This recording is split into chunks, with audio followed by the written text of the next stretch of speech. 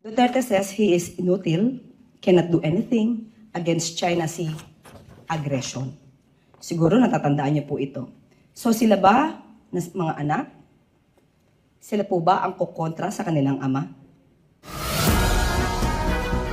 Noong pa sinabi ng Pangulo, what can we expect from the Dutertes? They are pro-China. Binanggit niya na po yan.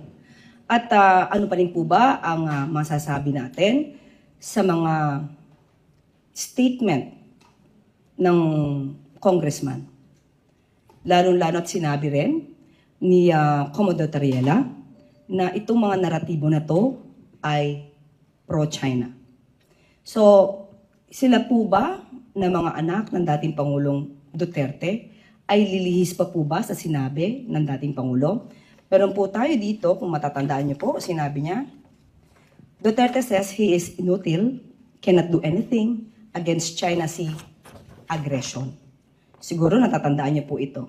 So sila ba, mga anak, sila po ba ang kukontra sa kanilang ama?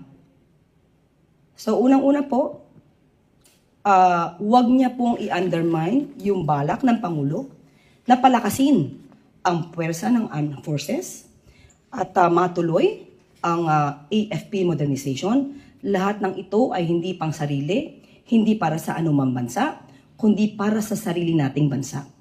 Kailangan nating lumakas ang puwersa natin, hindi para makapaggera, katulad ng sinasabi nila, na pinapanakot nila sa ating mga kababayan, na itong ginagawa ay parang naghahakayat o naghihikayat ng gera. Hindi po yun ang nais ng Pangulo.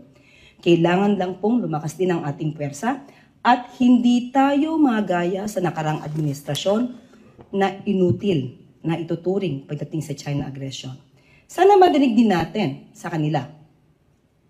Pagka mayroong nadidisgrasya o nasasangkot sa pagwa-water color ng bansang China, sana ay maingay din sila. Madinig din natin kung ano ang kanilang mga saloobin sa mga nangyayari sa ating mga mangingisda at sa mga nararamdaman at sinasapit ng ating mga miyembro sa Philippine Coast Guard.